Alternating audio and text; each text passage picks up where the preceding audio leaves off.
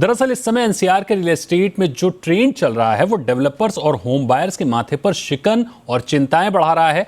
बीते कुछ 3 हफ्तों में एक के बाद एक कई बड़ी रियल एस्टेट कंपनियां दिवालिया घोषित हो चुकी हैं। दबी जुबानों में खबर है कि कुछ और बड़े नाम दिवालिया होने की फेहरिस्त में खड़े हुए हैं। अनियमितताओं को लेकर इन कंपनियों पर जिस तरह से न्यायिक व्यवस्था एक्शन में है उसकी जितनी तारीफ की जाए कम है, लेकिन बिल्डर के पाप का हर्जाना जिसको सबसे ज्यादा भुगतना पड़ रहा है वो है आम घर खरीदार, जिन्होंने एक अदद घर की आस में अपनी पूंजी लगा दी और सालों साल इंतजार के बाद भी ईएमआई भर रहे हैं, किराया भर रहे हैं और खुद को ठगा महसूस कर रहे हैं। अब सवाल उठता है कि आखिर उन घर खरीदारों की गलती क्या थी? क्या होता है किसी कंपनी का दिवालिया होना?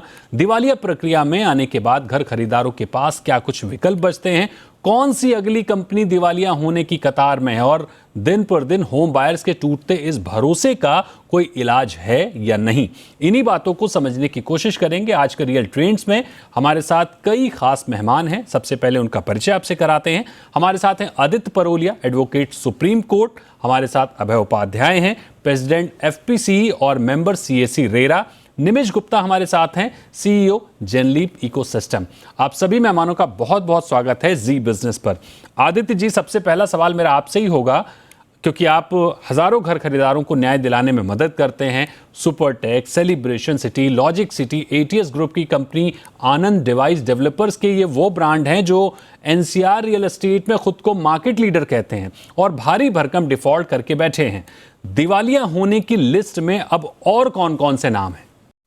देखिए, दिवालिया होने के लिस्ट में कितने नाम हैं ये तो बताना थोड़ा मुश्किल होगा, बट हमें ये पता है कि लॉजिक्स की एक और कंपनी है जिसके खिलाफ ऑर्डर रिजर्व हो गया। एटीएस की एक कंपनी जिसके खिलाफ आज ऑर्डर रिजर्व हुआ है।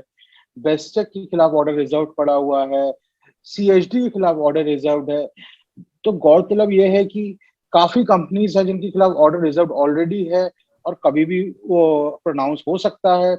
और काफी सारे जो डिफॉल्ट बैंक्स के लिए किए गए हैं या होम बायर के अगेंस्ट किए गए हैं बिल्डर्स के, उनके केसेस भी काफी पेंडिंग है।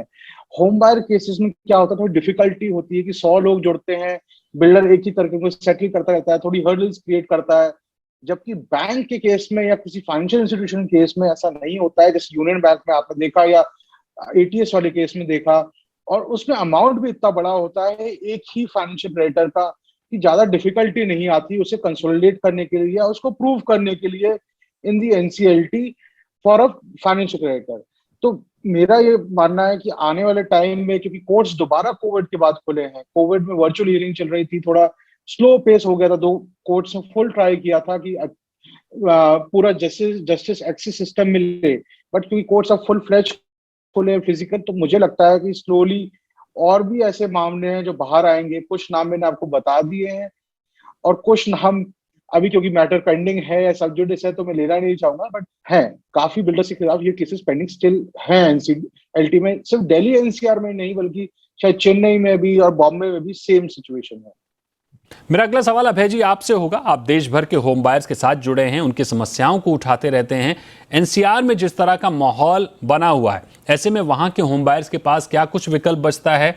क्योंकि वैसे ही बड़ी संख्या में प्रोजेक्ट अटके पड़े हैं, आगे किसी को नहीं पता कि कौन सा प्रोजेक्ट फिर अटक जाएगा। हालांकि कुछ नाम अभी आदित्य जी ने जो आपको बताए हैं, लिहाजा उनके होम बायर्स को सतर्क होने की जरूरत है।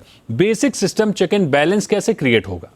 दीपक जी, देखिए, पहली बात तो जो आपने पहला सवाल पूछा कि विकल्प क्या है, देखिए विकल्प आज के समय में जो रेरा के पहले भी जो स्थिति थी और रेरा के 5 साल के बाद भी जो स्थिति है, विकल्प तो एक ही है कि आप ready to move in flat में जाएं। ये इसके सिवा मेरे को कोई विकल्प नहीं दिखता है। ये तो एकदम पहली बात हुई। दूसरी बात जो आपने पूछी कि भाई चेक्स एंड बैलेंसेस, देखिए दीपक जी, 2-3 चीजें मैं कहना चाहता हूं। पहला तो ये कि इस पूरे रियल एस्टेट सेक्टर में 2 अथॉरिटीज का बहुत बड़ा रोल है, या इनफैक्ट 3 कह लीजिए। पहला, जो डेवलपमेंट अथॉरिटीज हैं, जो आपके प्लान सैंक्शंस करती हैं, जो आपको अप्रूवल्स देती हैं। दूसरा, अब रेगुलेटरी अथॉरिटी आ गई है, रेरा जिसको हम लोग कहते हैं, उनका। और तीसरा, एक बैंक का भी बहुत इंपॉर्टेंट रोल है। ये 3 लोग तो डायरेक्ट जुड़े हुए हैं। मेरा सिंपल सा ये सोल्यूशन था कि अगर ये तीनों अथॉरिटीज, पहला काम तो ये लोग अपना काम सही तरीके से करते तो आपको अर्ली वार्निंग आपको मिल जाती है कि किस प्रोजेक्ट में कहां पे तकलीफ आ रही। लेकिन समस्या क्या है कि अगर आपके 20,000 करोड़ के भी बाकी हो जाते, आपने पढ़ा होगा सुप्रीम कोर्ट में नोएडा अथॉरिटीज और सारी अथॉरिटीज ने बताया कि उनका कितना पैसा बिल्डर के प्रति बकाया है, तो वो क्या सो रहे थे? क्या सरकार को या सिस्टम को ये वार्निंग नहीं मिल रही थी कि समथिंग इज रॉन्ग समवेयर, कुछ तो फिशी है, इतना पैसा क्यों बाकी रहेगा? सिमिलरली आप देखे होंगे कि बिल्डर का बैंकों में इतना एनपीए पड़ा हुआ है, वहां भी आप देख रहे हैं कि वहां पे भी बैंक का कुछ कार्रवाई नहीं हो रही थी। तीसरी आप देख रहे हैं कि इनकम्प्लीट प्रोजेक्ट लास्ट 2016 के पहले, रेरा आने के पहले 5 से 10 लाख घर लोग मतलब हम लोग क्लेम करते हैं कि इनकम्प्लीट पड़े हुए थे।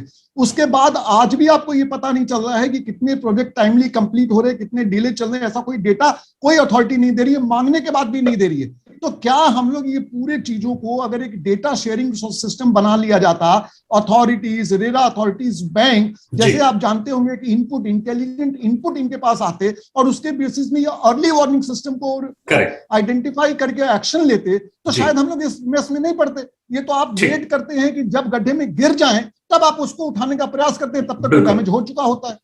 निमिष सर, मेरा अगला सवाल आपसे होगा, भारतीय रियल एस्टेट में डिस्क्लोजर स्टैंडर्ड काफी पुअर है। हालांकि रेरा आने के बाद काफी कुछ ट्रांसपेरेंसी बढ़ी है, लेकिन अब भी जैसे आईपीओ आने के पहले कंपनियों को अपने विवाद, आर्थिक हालात, फंड के इस्तेमाल को लेकर डिटेल देनी पड़ती है, वैसा रियल एस्टेट में नहीं है। आपने आरआईसीएस के जरिए साउथ ईस्ट एशिया को हेड किया है, क्या प्रैक्टिस है बाकी देशों में और इन डिफॉल्ट्स का समाधान क्या है? दीपक जी, सबसे पहले बात करते हैं रेरा के प्रावधानों की। तो रेरा के प्रावधानों में आशय बहुत अच्छा था, लेकिन कार्यान्वयन वो उतना अच्छा नहीं है। जैसे मॉनिटरिंग की बात की अभय जी ने, सबसे बड़ी दिक्कत वहीं पर है। सारा डिस्क्लोजर करना होता है, एक एक दिन का, एक एक महीने का हिसाब किताब देना होता है कि आपको कब कितना पैसा खर्च करना है, कितना पैसा कहाँ से आएगा। ये सारी चीजें रेरा के प्रावधानों में हैं। अगर हम दूसरे देशों की बात करें दीपक जी, जो दुबई रेरा की भी बात करते हैं, हमने दुबई रेरा का अच्छा खासा इसमें स्टडी किया हुआ है। दुबई रेरा और हमारे देश के रेरा के कानूनों में कुछ ज्यादा फर्क नहीं है अपने आशय में, लेकिन रेरा के कुछ कानूनों में जहां ढिलाई है, जहां थोड़ी बहुत लूप होल्स निकाले जा रहे हैं, उन लूप होल्स को प्लग करना एक अमेंडमेंट के द्वारा वो बहुत जरूरी है। उसके साथ साथ ये बहुत जरूरी है कि जहां पे जिस व्यक्ति को जिम्मेदारी दी जाती है, जैसे सर ने कहा कि प्लानिंग अथॉरिटीज हैं, रेरा अथॉरिटीज हैं, उसके बाद इम्प्लीमेंटेशन अथॉरिटीज हैं, उन सब की जिम्मेवारी, उसके साथ साथ सारे डेवलपर्स को ये जिम्मेदारी देना कि आपने उस व्यक्ति को जो उस पर्टिकुलर कार्य के लिए जिम्मेवार है, क्या उसके अंदर वो काबिलियत है या नहीं है। रेरा के अंदर आपको जो डॉक्यूमेंट्स भरने हैं वो खानापुरी ना हो, और यूजर को, कंज्यूमर को ये जरूरत है ये समझने की कि घबराहट के बजाय जागरूकता दिखाएं। उन्हें पता होना चाहिए कि एनसीएलटी में जाना, बैंकरप्सी एक प्रोजेक्ट का होना, उसका मतलब क्या होता है, उसके लिए उनके लिए क्या प्रावधान है, उनके लिए क्या रेजोल्यूशन है, ये बहुत जरूरी है दीपक। आदित्य जी, अगला सवाल मेरा ये होगा कि एक बार मैं चाहूंगा आप आसान शब्दों में समझा दें कि दिवालिया प्रक्रिया होती क्या है, इसमें होम बायर्स के पास क्या कुछ विकल्प होते हैं, एक आम होम बायर्स क्या करे कि ऐसी दिक्कतों से बचा जा सके। देखिए, पहली बात तो जो निमेश जी ने कहा, जागरूक होने की सबसे पहले जरूरत है। लोगों को पता, कई साल वेट करते रहते हैं होम बायर्स की, आज घर मिलेगा, कल मिलेगा। कई मामलों में देखा गया उन्होंने 10 से 12 साल वेट किया है, तब कोर्ट के पास वो लोग गए हैं जस्टिस मांगने के लिए। तो इतना आप डिले ना करें। दूसरी बात, आपको घबराने की जरूरत नहीं है। इंसॉल्वेंसी इंडिया में एक कंपनी को रिवाइव करने का प्रोसेस है, ना कि उस कंपनी को खत्म करने का प्रोसेस है। एक कंपनी किसके थ्रू चलती है? कंपनी अपना एक लीगल एंटिटी है, वो अपने मैनेजमेंट के थ्रू चलती है। तो जो इंसॉल्वेंसी की प्रक्रिया है, उसमें जो मैनेजमेंट होता है, जो काम नहीं कर रहा होता है, उसका उस मैनेजमेंट सीट से हटा दिया जाता है और उसे एक आईआरपी टेम्परेरी बिठाया जाता है, इसे रेजोल्यूशन प्रोफेशनल कहते हैं। उस रेजोल्यूशन प्रोफेशनल का काम ये होता है कि जितनी भी कंपनी की देनदारी या लेनदारी है, उन सबको असर्टेन करके एक्सप्रेशन ऑफ इंटरेस्ट बनाए और उसके बिहाफ पे कोर्ट्स मंगा के रेजोल्यूशन एप्लीकेंट्स यानी कि बिडर्स को बुलाए कि उस कंपनी का नया मैनेजमेंट कौन लेगा। ये सब एक ट्रांसपेरेंट मैकेनिज्म के थ्रू, सीओसी के थ्रू होता है। कई मामलों में देखा गया है कि हाँ, ट्रांसपेरेंसी नहीं होती है, बट उसके लिए भी आप एनसीएलटी जाकर एप्लीकेशन डाल सकते हैं। बट लास्ट पॉइंट ये है, इस इंसॉल्वेंसी में जब आपकी कंपनी जाए, पहली बात आप डरे नहीं, अपना क्लेम फॉर्म फाइल करें और एकत्रित हुई है। आपके अगर ऑर्गेनाइजेशन है, जैसे अभय जी लीड कर रहे हैं, तो आप एकत्रित हुई है किसी अम्ब्रेला के अंदर। अभय जी, अगला सवाल मेरा आपसे ये होगा कि अनियमितताएं बनी हुई हैं, डिफॉल्ट जारी हैं, ऐसे में सुप्रीम कोर्ट ने कई बार चेताया है, कई मुद्दों पर ध्यान खींचने की कोशिश की है। रेरा को आए 5 साल हो गए हैं, पूरी कार्य प्रणाली को आप कैसे देख रहे हैं और डिफॉल्ट्स कम करने में रेरा कितना प्रभावी हुआ है? देखिए दीपक जी, मैं थोड़ी बात आपने जो पूछी उसे थोड़ा सा बिगनिंग चेंज करता हूं। और देखिए, अभी जो बात निमिष जी ने और आदित्य जी ने बोली है, आई एम श्योर वो इस बात को मानेंगे कि वो जितनी बातें उन लोगों ने बोली वो अपने आप में सही है। लेकिन क्या ये आइडियल सिचुएशन तब नहीं होती जब हम लोगों को ये सब बात निमिष जी को या आदित्य जी को नहीं बोलनी पड़ती? क्या एक होम बायर घर लेने के पहले तो हम आईबीसी का लॉ पढ़ें, फिर ये समझे कि भाई मेरे क्या राइट है आईबीसी में, फिर हम ये समझे कि रेरा में मेरे क्या राइट है, फिर हम ये समझे कि बिल्डर जो है वो कल बस्ट होगा कि नहीं होगा इसका पता लगाने के मेरे पास में, मेरे दिमाग में कोई ऐसा कोई इंटेलिजेंट सिस्टम बन जाए। फिर हम ये देखें कि उस sanction plan approval plan authority से लिया है या इलीगल कंस्ट्रक्शन कर रहा है। तो भाई मैं तो सारी जीवन तो यही पढ़ाई पढ़ते रह जाऊंगा। मैं कब अपनी नौकरी करूंगा और कब पैसे कमाऊंगा और कब मैं उससे घर खरीदूंगा?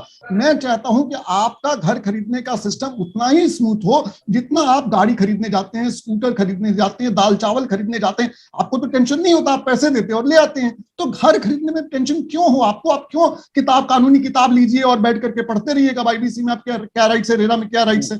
तो पहला तो जवाब दीपक जी ये हो गया। अब आते हैं रेरा के, जो आपने कहा रेरा के आने से, देखिए जैसा कि निमिष जी ने कहा, क्रियान्वयन इंप्लीमेंटेशन में डेफिनेटली इशू है और इस बात को 5 साल से मैं लगातार उठा रहा हूं। इन चीजों को तो रेरा को, जब आपको मालूम है कि इस पूरे सेक्टर में एक मैल प्रैक्टिस चली आ रही है, उसी को हटाने के लिए रेरा का जन्म कराया गया था। इसके पीछे में एक बहुत लेबर लगा था जिससे कि बच्चा पैदा हुआ। और उसके बाद आप आने के बाद में आप ये सब देख नहीं रहे हैं कि प्रोजेक्ट, अगर प्रोजेक्ट डिले हो रहा है, जिस दिन आपको पता चला, आपके पास एक इंटेलिजेंट इनपुट मैकेनिज्म होना चाहिए था कि आपको तुरंत पता लग जाए कि ये प्रोजेक्ट अब 3 महीने डिले चल रहा है, आप तुरंत उसमें एक्शन में आ जाएं। क्या कारण है? ये सारी काम तो रेरा नहीं कर पा रहा है, या नहीं कर रहा है, या नहीं करना चाह रहा है, जिसकी वजह से आज हम लोग इस मुसीबत में पड़े हुए हैं। निमेश जी, अगला सवाल मेरा आपसे ये होगा कि पहली बात, एनसीआर पर ही क्यों काले धब्बे लग रहे हैं? खुद को मार्केट लीडर कहने वाले बिल्डर जब डिफॉल्ट्स कर रहे हैं, धराशाही हो रहे हैं, किसी का नाम लेना ठीक नहीं होगा, लेकिन यही वो बड़े नाम हैं जो तमाम पब्लिक प्लेटफॉर्म पर पारदर्शिता की बात करते हैं, रियल एस्टेट को बेहतर करने के कसीदे पढ़ते हैं, लेकिन असल में ढोल में पोल है। तो छोटे बिल्डर हैं जो गली कूचे में जो इमारतें बना रहे हैं, उन पर क्या असर होगा? जमीनी हालात आप क्या देख रहे हैं? क्या आगे भी होम बायर्स की मुश्किलें लगातार बढ़ती हुई दिख रही हैं? दीपक जी, सबसे पहली बात कि कुछ रेरा बहुत एक्टिव हैं। अगर आप एनसीआर में एक्टिविटी देख रहे हैं, एनसीआर में सबसे ज्यादा प्रॉब्लम्स थी। जिस तरह से डिमांड सप्लाई गैप था, वो डिमांड सप्लाई गैप बहुत बड़ा था। हमने सप्लाई इतनी कर दी थी, जहां पे प्रोजेक्ट्स कागजों पे लॉन्च करे थे। अगर आपको याद हो, एक ऐसा समय था अगर आप नोएडा, ग्रेटर नोएडा की सड़कों पे निकल जाएं, हर गली में एक छोटा छोटा टेंट लगा हुआ था, लोग बाग पैम्पलेट लेकर सड़कों पे खड़े रहते थे। जैसा अभय जी ने कहा, लिटरली सब्जियां बेची जा रही थी सर सड़क पर, ठीक है। और वो सब्जी खरीदने के चक्कर में, क्योंकि कोई रेगुलेटरी अथॉरिटी नहीं थी, कोई आशय नहीं था किसी चीज को कंट्रोल करने का, आपने वो जो बड़े डेवलपर के बाद जो छोटी लीक थी डेवलपरों की, वो साफ हो चुकी है। ये रेरा के आने से साफ हुई है। ये बहुत जरूरी था। रेरा को हम जानते हैं कि कार्यान्वयन की चैलेंज है, समुचित कार्यान्वयन की चैलेंज है, अमेंडमेंट्स की जरूरत है, बिल्कुल जरूरत है। उसमें ज्यादातर रेरा के जितने ऑफिसर्स हैं वो भी मानते हैं कि कुछ कमियां हैं जिनको पूरा करना है। लेकिन ये जानना जरूरी है कि जिस तरह के हालात हमारे थे उससे पहले, रेरा के आने से पहले और रेरा के आने के बाद, कम से कम आप ये मुद्दे देख पा रहे हैं दीपक जी। अब बात आती है गली कूचों के डेवलपर्स की। गली कूचों के डेवलपर्स आज, बिकॉज रेरा का प्रोविजन ऐसा है, अथॉरिटी का प्रोविजन ऐसा है, पहली बात वो हिम्मत नहीं कर पाते हैं प्रोजेक्ट लॉन्च करने की। दीपक जी, अगर हम बाहर के देशों की बात करें तो बाहर के देशों में, जो हमारे विकसित देश हैं, वहां पे रियल एस्टेट तभी बिकता है, तभी पैसा दिया जाता है जब मकान पूरी तरह से बन चुका होता है। हमारे यहाँ कहानी थी लालच की, जहां पे आप 10% पैसा लेकर अपने जो प्रार्थी हैं, जो कंज्यूमर हैं, उनको फंसा लीजिए। उसके बाद आप अपने हिसाब से चलिए। 10 साल प्रोजेक्ट्स चलते थे, अभी भी कुछ प्रोजेक्ट्स वही चल रहे हैं दीपक जी, और ज्यादा जो डिफॉल्ट कर रहे हैं वो वही प्रोजेक्ट्स हैं जो 2,500-3,000 रुपए पे लॉन्च हुए थे। आज स्टील और सीमेंट की प्राइसेस ऐसी हो चुकी हैं जहां पे सरकार को ध्यान देने की जरूरत है कि किस तरह से उसको कंट्रोल किया जाए। इन प्राइसेस की वजह से वो प्रोजेक्ट्स ऑलरेडी अनवायबल हैं, तो डेवलपर्स की भी उनकी भी हालत खराब है। वही चीज सीधी पास ऑन की जाएगी कंज्यूमर्स को, तो जिन्होंने अपने उस बजट के हिसाब से वो मकान लिए थे उनके लिए बहुत बड़ी प्रॉब्लम आने वाली है।